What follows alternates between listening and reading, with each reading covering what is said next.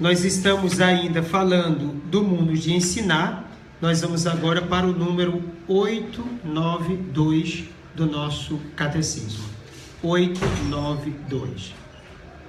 A assistência divina é também dada aos sucessores dos apóstolos, ao ensinarem em comunhão com o sucessor de Pedro e, de modo particular, ao bispo de Roma, pastor de toda a igreja, quando, mesmo sem chegarem a uma definição infalível e sem se pronunciarem de uma forma definitiva, propõem, no exercício do magistério ordinário, um ensinamento que leva a uma compreensão melhor da revelação em matéria de fé e de costumes. Então veja que é importante.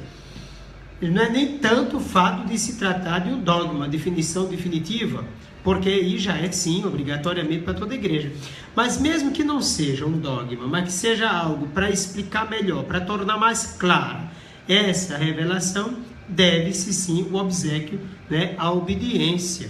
Então, a assistência divina está para com todos os sucessores dos apóstolos, ou seja, com todos os bispos.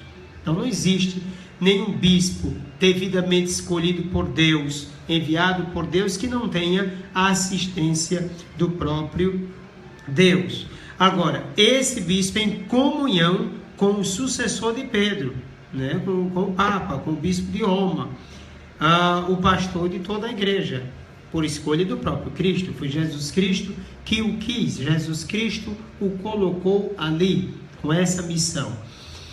Repito, não somente a Pedro, mas a todo esse ministério petrino. Isso é um ministério, não é uma pessoa só.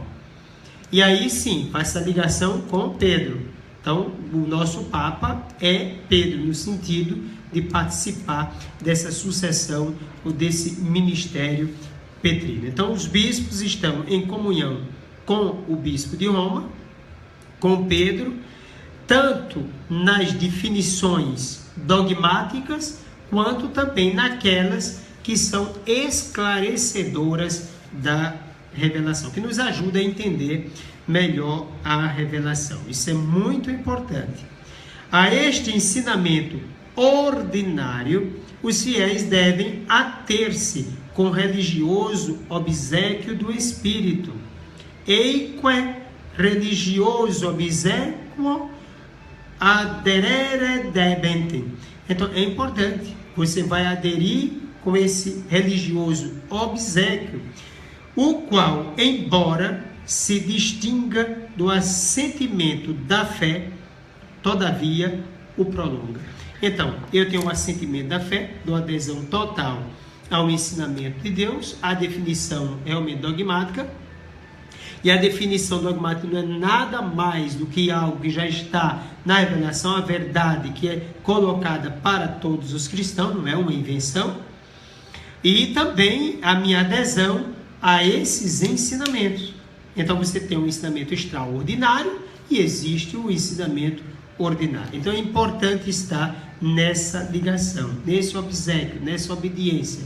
Obediência ao bispo, obediência à igreja e o bispo obediente ao Papa, ao chefe visível da igreja. É importante que aqui nós entremos numa particularidade com relação ao dogma. Você talvez tenha escutado muitas vezes, principalmente em faculdades, que a instituição inventa de criar dogmas para poder manter todo mundo no cabresto. Muita gente fala isso. Não, os dogmas e dogmas. Então tem muita gente, até mesmo dentro da igreja, até padre, e olhe lá, até bispo, que tem uma visão negativa do dogma. Como se o dogma fosse uma coisa talvez até demoníaca. Pelo amor de Deus, não entendeu nada. Nem entendeu o que significa revelação e nem entendeu o que significa dogma no contexto científico, nem dogma no contexto religioso. Primeiro dado é saber que a revelação é para o bem de todos, a salvação de todos. É Deus mesmo quem se revela. A autocomunicação de Deus. Então você tem 3 palavras. Autocomunicação de Deus. Isso significa revelação. Essa autocomunicação de Deus nos ensina verdades que são absolutas para a nossa vida. Então, quando a igreja chega a essa verdade, descobre esta verdade, imediatamente a coloca definitivamente para todos os cristãos. É uma verdade de fé, é uma verdade nesse contexto da revelação de Deus. Então, o dogma não é para colocar no cabresto. O dogma não é para manter você preso à instituição. O dogma é para colocar você na liberdade dos filhos de Deus. O dogma é libertador. Não é cadeia, é libertação. O dogma é aquela verdade de fé que já foi descoberta e que está aí, colocada para você aprender e colocar em prática. Por isso que nós temos o catecismo da igreja. Tem gente, até mesmo dentro da igreja, que tem medo do catecismo. Mas por que tem medo? Porque não conhece ou não quer se colocar à disposição da revelação de Deus. O catecismo da Igreja Católica não é um amontoado de coisas inúteis, não, minha gente. O catecismo da igreja é um conjunto de toda a doutrina da igreja, extraordinária e ordinária, de todos os concílios, que trazem as verdades da revelação para o bem salvífico de todos os cristãos. Então o dogma aqui é salvífico. Agora, é diferente, por exemplo, no dogma da ciência. Vamos dar um exemplo de um dogma da ciência. A água ferve a 100 graus Celsius. Pronto. Todo mundo sabe, chega atingindo 100 graus Celsius, a água ferve. É um dogma científico, está colocado aí. Não tem como se mexer nisso. Não tem nada a ver com o dogma da igreja. O dogma da igreja não é aquela coisa fixa, presa, para amarrar você, não. Não, o dogma da igreja é uma verdade de fé. Verdade de fé. De modo que se eu nego a salvação, eu estou negando a revelação de Deus. Então vamos entrar nesse detalhe. Agora, talvez o que esteja por trás dessa falsa ou dessa compreensão negativa do dogma seja justamente a falta de amor à igreja. Talvez alguma decepção, alguma coisa. Além disso, pode também ser confusão na forma de entender a igreja, porque tudo está num contexto só. Então, por não compreender a igreja, também não se compreende o dogma, também não se preocupa com a revelação, não se preocupa com nada. A moda hoje é cada um, segundo suas próprias ideias, seus arrazoados, seu subjetivismo, determinar sua forma de ser. Então, alguém pega a Bíblia, e aí lê a Bíblia e diz: Deus está falando para mim. E Deus está dizendo isso. Não, isso é falso. Deus não vai revelar você contra a revelação que Ele faz à sua igreja. Não. O Espírito Santo não vai inspirar a igreja de um jeito e você de outro. Pode tirar o cavalinho da chuva. A igreja é de Deus. O Espírito Santo foi dado à igreja. Agora sim, o Espírito Santo pode inspirar você para ajudar você a compreender a verdade de fé. E muitas vezes trazer essa inspiração para o contexto eclesial. Pode. Pode sim. Veja que bênção ele fez na vida de São Francisco. Como agiu na vida de Francisco. E Francisco se torna, veja, algo importante, alguém importante, para ajudar a igreja a se repensar melhor na sua atitude, no modo de agir no mundo. Pode. Agora não pode agir inspirando de uma forma e aí inspirar o outro de outra, como se fossem verdades diferentes. Isso não existe.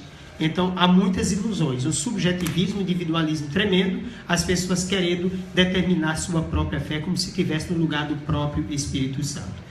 Então o que nós encontramos é gente se fazendo passar pelo próprio Espírito Santo, dizendo que foi o Espírito Santo, mas nada mais é do que a sua própria emoção, seu próprio instinto em querer manifestar uma coisa da qual Deus não quis saber. Pode ter certeza disso. Então, a assistência divina vem justamente para ajudar aos bispos, a toda a hierarquia, para o cumprimento do objetivo salvífico.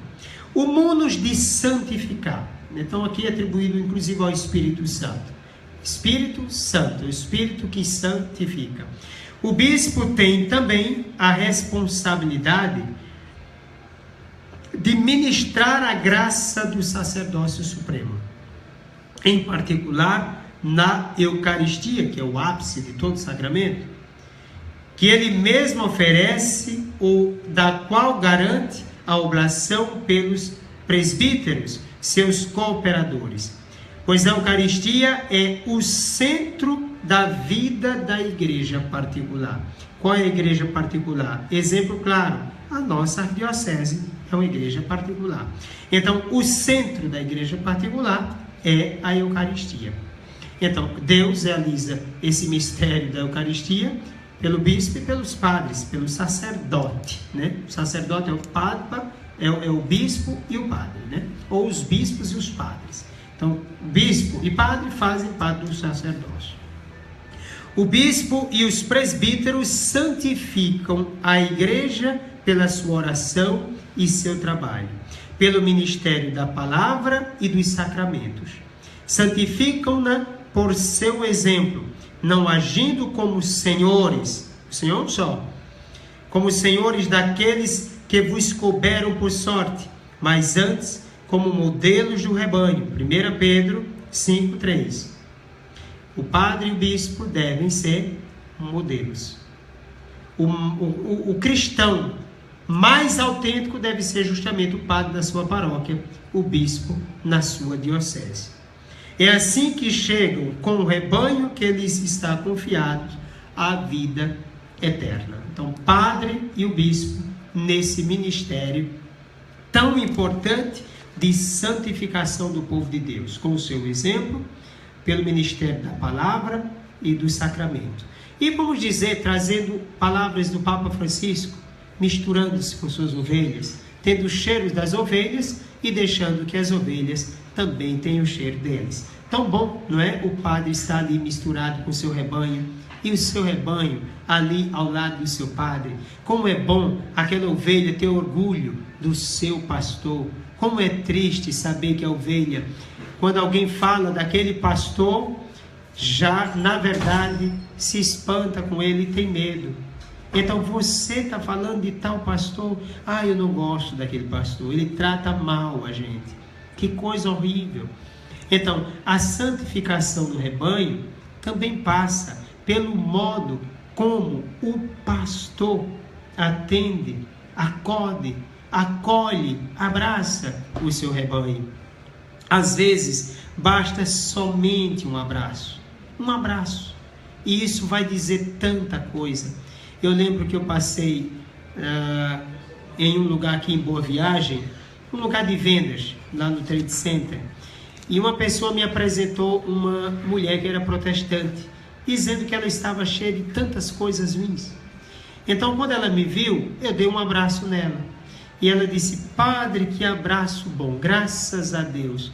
Isso vai me trazer tanta coisa boa. Depois eu fiquei sabendo que ela estava tranquila e estava em paz. Pois bem, um simples abraço pode ser a possibilidade da santificação de uma pessoa. Então, vamos correr atrás disso, do bem que podemos fazer. E eu espero que vai dar certo. Eu, padre, você que me vê também sendo padre, o bispo. E você, ovelha do rebanho do Senhor, não tenha medo. Procure seu padre, ele tem a bênção do Altíssimo para você.